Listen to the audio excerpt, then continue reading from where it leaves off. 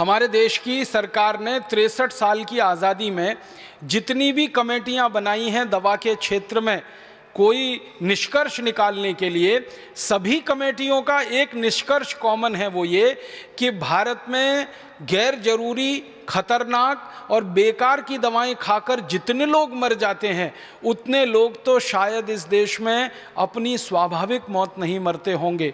ये सभी कमेटियों का निष्कर्ष है। और हर कमेटी ने भारत सरकार से एक ही बात कही है कि जल्दी से जल्दी सरकार इनके ऊपर पाबंदी लगाए, क्योंकि लोग जितने ज़्यादा बीमारियों से मर रहे हैं शायद उससे भी ज़्यादा गैर जरूरी और ख़तरनाक दवाएं खाकर मर रहे हैं। ये भारत की स्थिति हर कमेटी ने अपने निष्कर्ष में व्यक्त की है। लेकिन दुर्भाग्य हमारी सरकार का और भला हमारे देश में इस भ्रष्टाचारी व्यवस्था का कि किसी भी कमेटी की इस बात को माना नहीं गया। मैं कुछ दवाओं के नाम आपको सुनाना चाहता हूँ जिनको दुनिया भर की सरकारों ने बंद कर रखा है, जिन दवाओं को कोई खरीदता नहीं, दुनिया में बेचता नहीं। उनके अपने देशों में जहाँ की ये कंपनियाँ हैं वहाँ भी ये दवाएँ बैन हैं, और 1-2 साल से नहीं, 20-20 साल से बैन है, 30 साल से, 40 साल से बंद हैं। वो दवाएं भारत में धड़ल्ले से बिक रही हैं, हज़ारों लाखों करोड़ों रुपए का व्यापार चल रहा है। कुछ नाम सुनाता हूँ आपको। एक दवा है, उसका नाम है बाईप्राइड। ये दुनिया में Ireland, Philippines, Oman, America, Argentina, Colombia, Germany, Britain, Canada, Brunei, Japan, संयुक्त अरब अमीरात, अबू धाबी जैसे 85 देशों में बैन है ये दवा, लेकिन भारत में धड़ल्ले से बिक रही है। इसी तरह से सीफेक नाम की एक दवा है, सिपिड नाम की एक दवा है, सीसा है, फिर सीसा प्राइड है, फिर सीसा नॉर्म है, फिर सीसा प्रो है, फिर सीसा वॉल है, फिर एस्प्राइड है, फिर एस्प्राइड एमपीएस है, फिर कैनोप्राइड है, फिर मोटेन है, फिर मोटिलैक्स है, फिर मोटिकेयर है। ऐसी पूरी लंबी सूची है, 1-2 नहीं, हज़ारों दवाओं की जो भारत में धड़ल्ले से बिक रही। और हमारे देश की संसदीय समितियों ने समय समय पर सरकार के सामने ये रिकमेंडेशन किया है कि इनको बंद कर दीजिए, तत्काल बंद कर दीजिए। सरकार कहती है हाँ अभी करेंगे, कल करेंगे, परसों करेंगे, साल भर होते हैं, 2 साल होते हैं और फिर भी धड़ल्ले से ये बिकती ही चली जाती हैं और भारत के लोगों को मौत के मुंह में धकेलती जाती हैं। क्योंकि दुनिया भर के विशेषज्ञों का इन दवाओं के बारे में कहना है कि ये दवाएं किसी भी व्यक्ति को, स्वस्थ व्यक्ति को हृदयघात का शिकार बना सकती हैं। किसी भी स्वस्थ व्यक्ति के शरीर में, खून में जो भी कुछ मात्राएं हैं, जैसे प्लेटलेट्स के काउंट हैं, उनको अचानक से ऊंचा और नीचा करा सकती हैं, जिससे अंत में व्यक्ति मौत के ही मुंह में चला जाए। और कई तरह के शरीर में विकलांगता की स्थिति पैदा कर सकती हैं। 20 किस्म की विकलांगता इन दवाओं से जुड़ी हुई है। सबसे ज़्यादा हृदयघात इन दवाओं से जुड़े हुए हैं। फालतू में हृदयघात लाने में ये दवाएँ सबसे आगे हैं दुनिया में, लेकिन भारत में बिक रही हैं धड़ल्ले से। दुख है, दुर्भाग्य है हमारे देश के उन सभी मरीजों का जो इन दवाओं को खा रहे हैं और मौत के मुंह में समा जा रहे हैं। सरकार को जब भी ये सवाल पूछा जाता है संसद में कि गैर जरूरी दवाएं खाकर, बेकार की खतरनाक दवाएं खाकर हर साल कितने लोग मरते हैं, सरकार कभी भी उनका ठीक आंकड़ा नहीं दे पाती है। वो बात करते हैं हज़ारों में मरते हैं, लाखों में मरते हैं। जब सरकार को ठीक पूछा जाता है कि कितने लाख मरते हैं, तो सरकार के मंत्री का जवाब होता है कि आंकड़ा उपलब्ध नहीं है, आंकड़ा उपलब्ध नहीं है। 1991 से 2009 तक सतत संसद की लोकसभा में ये प्रश्न पूछा जा रहा है। हर साल कुछ मेंबर ऑफ पार्लियामेंट हैं जिनके मैं नाम नहीं लेना चाहता, जो सरकार को एक ही सवाल रिपीट करते हैं। करीब हर सत्र में वो सवाल आ जाता है, वो यही होता है कि भारत सरकार बताए गैर जरूरी दवाओं से पिछले साल कितने लोगों की मौत हुई। भारत सरकार बताए खतरनाक दवाओं से पिछले साल कितने लोगों की मौत हुई। सरकार कहती है आंकड़े उपलब्ध नहीं। और आंकड़े क्यों उपलब्ध नहीं हैं? क्योंकि वो आंकड़े सरकार अगर जारी करे पूरे देश के सामने तो तमाचा सरकार के ही गाल पर पड़ता है। इसलिए ये कहकर छुट्टी पाली जाती है कि आंकड़े उपलब्ध नहीं हैं। हज़ारों में कभी बोल देते हैं, लाखों में कभी बोल देते हैं। लाख तो कुछ भी हो सकता है, 1 लाख से लेकर 100 लाख तक लाखों में आता है, फिर उसके ऊपर 1 करोड़ से लेकर 100 करोड़ तक करोड़ों में आता है, फिर उसके ऊपर 1 अरब से लेकर अरबों में आता है। तो आंकड़े हज़ारों लाखों में सरकार के द्वारा बोले जाएं तो वो शोभा नहीं देता, लेकिन सरकार जानबूझ के ये सारी जानकारी छुपा के रखती है। और हमारे देश में जानकारी को निकालना सरकार के पास से बड़ा मुश्किल काम है। कई बार सरकार क्या कह देती है कि कुछ जानकारी बहुत संवेदनशील है और उसको वो क्लासिफाइड बोलकर ऐसा कह देते हैं कि ये किसी को नहीं दी जा सकती। एक कानून इस देश में चलता रहा बहुत लंबे समय तक, जो अभी थोड़े समय पहले ही ख़त्म हुआ, ऑफिशियल सीक्रेट एक्ट। उसमें कोई जानकारी डाल दी सरकार ने तो आप पूरी ताकत लगा दीजिए वो जानकारी निकलेगी ही नहीं बाहर। अभी थोड़े दिन से जब से ये राइट टू इन्फॉर्मेशन की बात आई है तो ऑफिशियल सीक्रेट का मामला थोड़ा ढीला पड़ा है, लेकिन राइट टू इन्फॉर्मेशन में भी कुछ जानकारी को संवेदनशील बोल के वो छुपा जाते हैं और बताते नहीं हैं।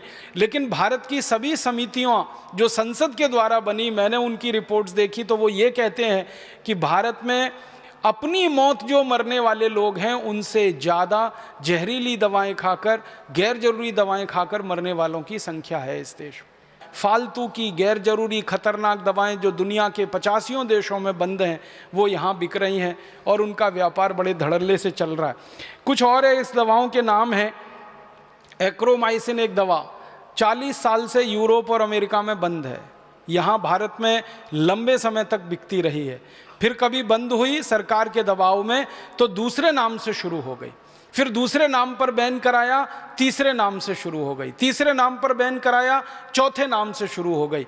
यहाँ तो इतनी बड़ी धांधली है हमारे देश के दवा क्षेत्र में कि एक दवा को सरकार ने जबरदस्ती ऑर्डर देके बंद भी कर दिया तो वही दवा को नाम बदल के बाजार में फिर उन्होंने उतार दिया, थोड़ा मॉलिक्यूल में चेंज किया और उतार दिया फिर उसी को बाजार। क्योंकि कंपनियों को ये लगता है कि अच्छा धंधा और अच्छा मुनाफा उनको जरूरी दवाओं के व्यापार में न होके गैर जरूरी दवाओं के व्यापार में है, तो उसको वो क्यों छोड़ें। इसी तरह से एक्टिमॉल है, एडोल है, फिर हमारे पास अल्फा स्पिन है, अल्फा ट्रिप है, एल्जुरिल है। एक और दवा का नाम मैं आपसे बात करना चाहता हूँ, याद आ गया, निमोसुलाइड। निमोसुलाइड के बारे में सारी दुनिया के विशेषज्ञ एक बात पर सहमत हो चुके हैं कि ये बहुत खराब और ख़तरनाक दवा है। ये जितने लोगों की जान बचाती है उससे ज़्यादा तकलीफ़ में डाल देती है। इसलिए स्वीडन ने इसको बैन किया सबसे पहले, स्पेन ने इसको बैन किया, डेनमार्क ने बैन किया, नॉर्वे ने बैन किया, फिर उसके बाद पुर्तगाल ने बैन किया, फिर दुनिया भर के ऐसे 85 देशों में ये निमोसुलाइड बैन हो गई। लेकिन भारत में धड़ल्ले से बिक रही है और हमारे बहुत सारे मेडिकल प्रैक्टिशनर इसको अपनी प्रिस्क्रिप्शन स्लिप पर बहुत ज़्यादा पैमाने पर लिख रहे हैं। एनाल्जिन नाम की एक दवा आप जानते हैं, दुनिया भर के विशेषज्ञों ने सबसे ज़्यादा ऑब्सोलीट जिसको करार दे दिया कि इससे ज़्यादा फालतू की और बेकार की दवा नहीं हो सकती है, वो एनाल्जिन की हमारे देश में साल की बिक्री लगभग 35 से 40 करोड़ रुपए की है। अमेरिका में जिस दवा को कोई पूछता नहीं, यूरोप में जिस दवा को कोई पूछता नहीं, लैटिन अमेरिका में जिस दवा को कोई पूछता नहीं, एशिया के देशों में जिस एनाल्जिन को कोई पूछने वाला नहीं है। आपको शायद मालूम होगा कि टेक्स्ट बुक में से भी ये दवा बाहर हो चुकी है सालों साल पहले, लेकिन भारत में इसका इतना बड़ा बाजार है एनाल्जिन का, लगभग 35 करोड़। पिछले साल का मैंने मार्केट पता किया, 37 करोड़ रुपए की बिकी है ये दवा। और ये ऑफिशियल है, आपको हर बार मैं ये कह रहा हूँ कि आंकड़े जो हैं वो सरकार जो रिलीज़ कर देती है, जो अनऑफिशियल है, गैर कानूनी तरीके से ये बना के बाज़ार में बेची गई होगी, उसके बारे में हम अंदाज़ा नहीं लगा सकते। निमोसुलाइड का मार्केट जहाँ सब बंद हो रहा है दुनिया में, यहाँ धड़ल्ले से चल रही है। एनाल्जिन का मार्केट जहाँ दुनिया में बंद है वो भारत में धड़ल्ले से चल रही है। आपको बड़ी हंसी आएगी सुनकर कि अमेरिका की कई कंपनियां, उनमें से एक कंपनी विशेष रूप से एक दवा यहाँ बेच रही है, उसका नाम है विक्स। भारत में एक छोटा सा सर्वे किया था हम लोगों ने, और वो सर्वे ये किया था कि किसी भी केमिस्ट के काउंटर पर बिना डॉक्टर के प्रिस्क्रिप्शन के सबसे ज़्यादा बिकने वाली दवाएं कौन सी हैं, इसका एक छोटा सा सर्वेक्षण किया था। हम लोगों ने एक टीम बना के काम किया था। पता चला कि बिना डॉक्टरी प्रिस्क्रिप्शन के किसी भी केमिस्ट की दुकान से सबसे ज़्यादा जो एक ब्रांड नेम बिक रहा है वो यही है, विक्स। गले की खिचखिच, विक्स की गोली, सर्दी खांसी जुकाम, विक्स ले लो, इसमें तो विक्स ले लो, उसमें तो विक्स ले लो, ऐसा धड़ाधड़ विज्ञापन ये करते हैं और सारे देश के लोगों का दिमाग ऐसे बनाया हुआ है कि सर्दी खांसी जुकाम सीधे विक्स में जाओ, और गले की खिचखिच हो जाए तो विक्स खाओ, तो इसके लिए विक्स लगाओ, तो उसके लिए विक्स लगाओ। अकेला एक ब्रांड नेम सबसे ज़्यादा बिक रहा है।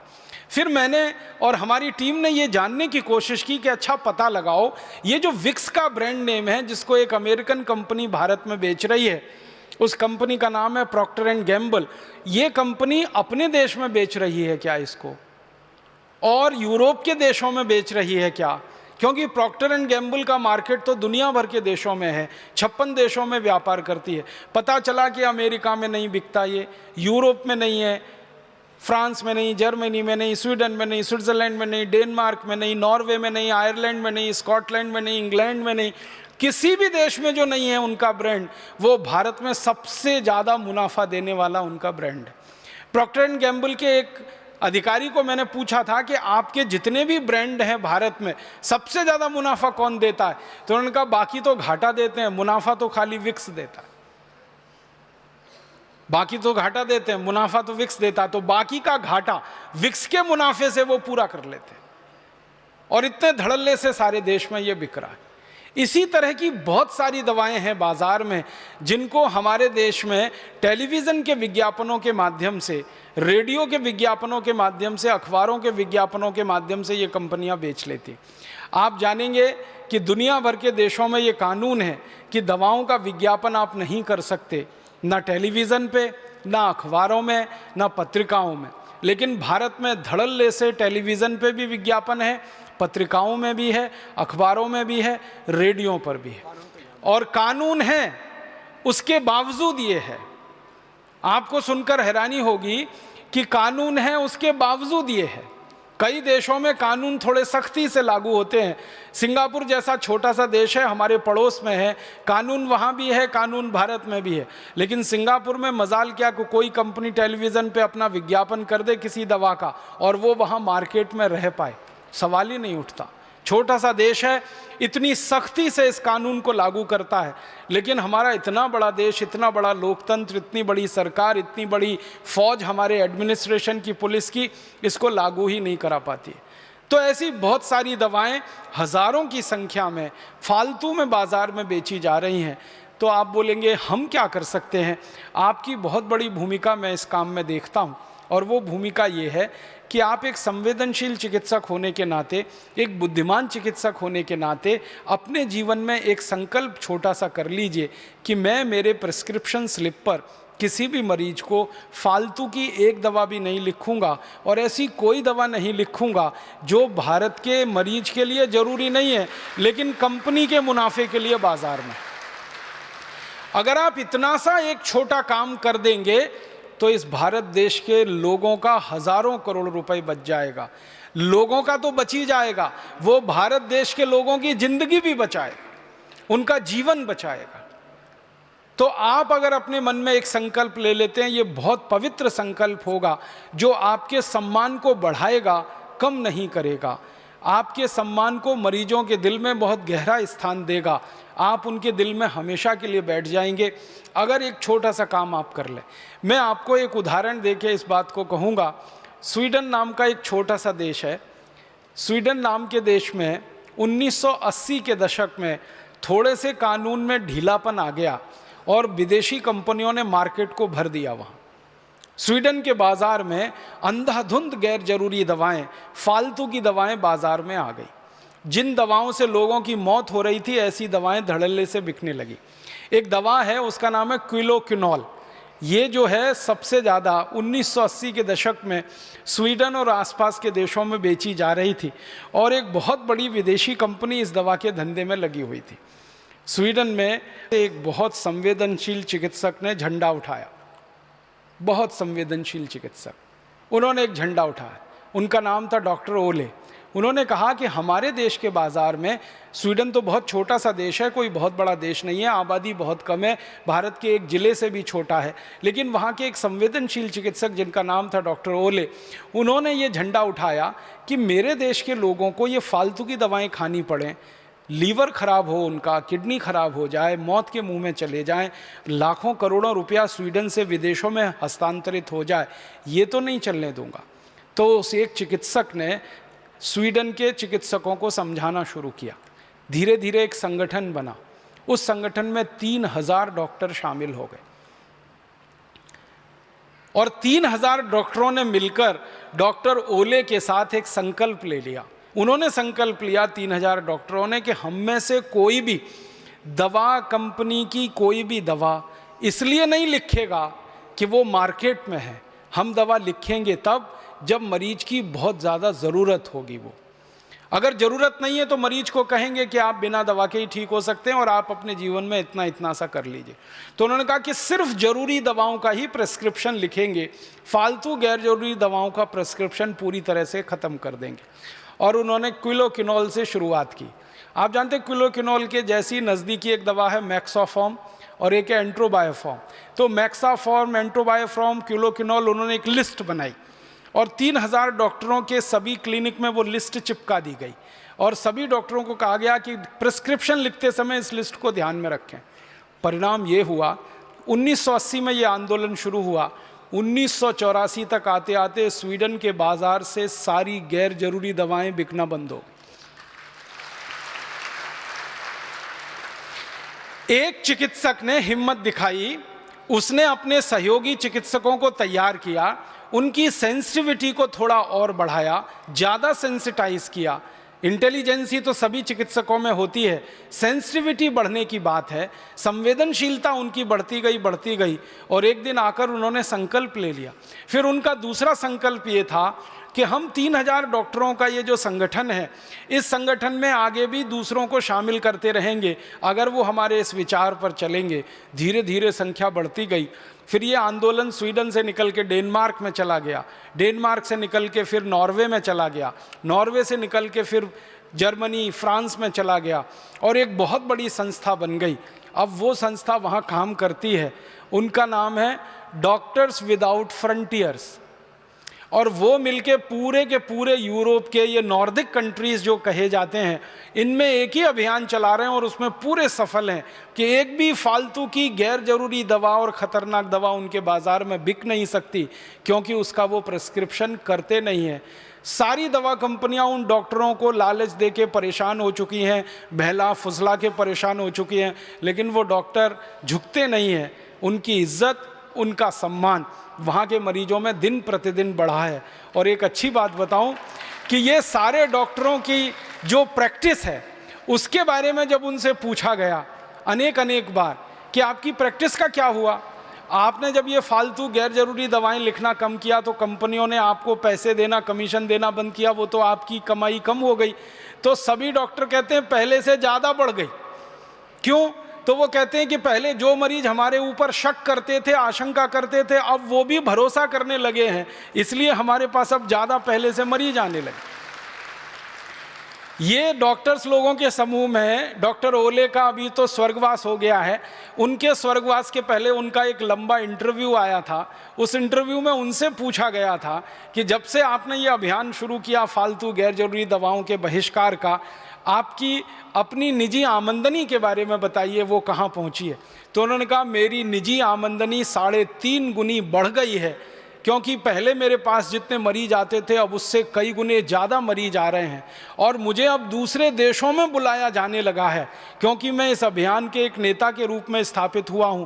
तो आसपास के 20, 22, 25 देशों में मेरी विजिट होती है और वो लोग मुझे बिल्कुल भगवान के बराबर का दर्जा देते हैं कि ऐसे ईमानदार डॉक्टर की दुनिया को ज़रूरत है। मेरा आपसे एक निवेदन है कि स्वीडन में डॉक्टर ओले हो सकते हैं तो भारत में भी ऐसे सैकड़ों, हज़ारों, लाखों डॉक्टर ओले हो सकते हैं, क्योंकि हम भी वैसे ही हैं जैसे वो हैं। हमारी संवेदनशीलता भी उतनी ही है जितनी उनकी है, हमारी बुद्धिमत्ता, इंटेलिजेंसी भी उतनी है जितनी उनकी है। बस हमको एक दिशा लेकर काम में लग जाने की ज़रूरत है, बाकी तो सब पीछे पीछे चल पड़ेगा।